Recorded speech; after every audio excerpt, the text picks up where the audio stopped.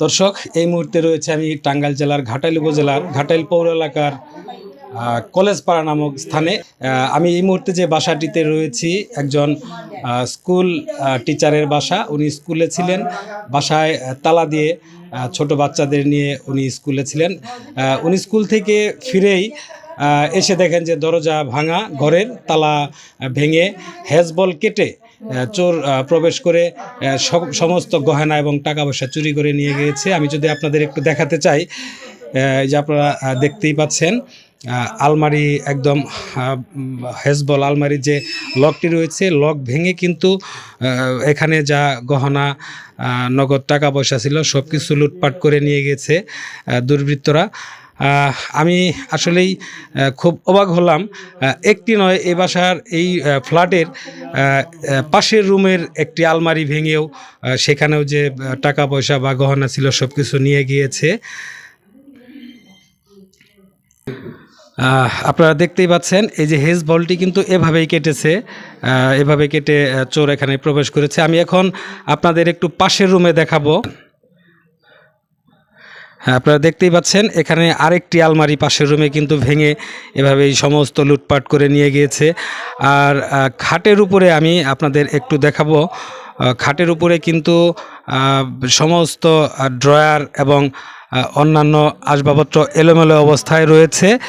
আপনারা দেখতেই পাচ্ছেন এই ড্রয়ারের মধ্যে ছিল টাকা পয়সা এবং গহনা।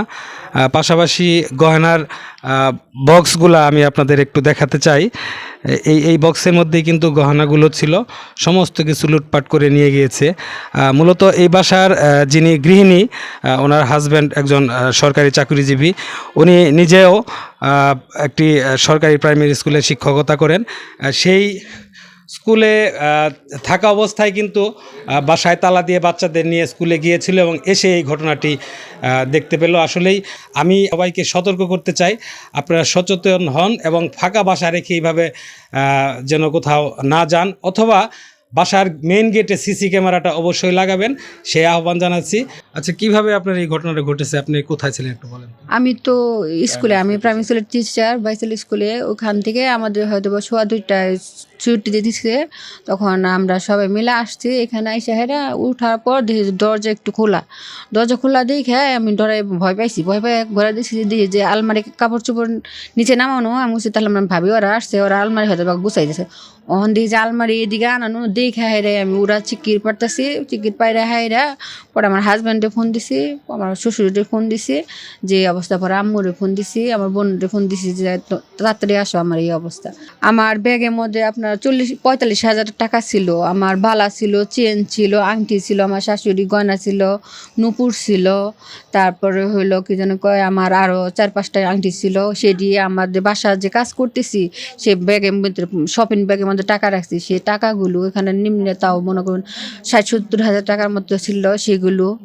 সেগুলো সহ নিয়ে গেছে। আমার সামনে আমার বাচ্চার ভর্তি করার জন্য এক সাইডে 23,000 টাকা রাখছি, এক সাইডে 10,000 টাকা রাখছি, বাসা ভাড়ার জন্য 7,000 টাকা রাখছি, 10,000 টাকা রাখছি, সব নিয়ে গেছে, একটাও নাই। এখন আমার স্বর্ণ তাও মনে কর যে ওখানে 2 ভরি, 2.5 ভরির উপরে হবে, 2.5 ভরির উপরে। শাশুড়ির তাও মানে 1 ভরির মতো আনুমানিক 7 লাখ টাকার মতো গেছে।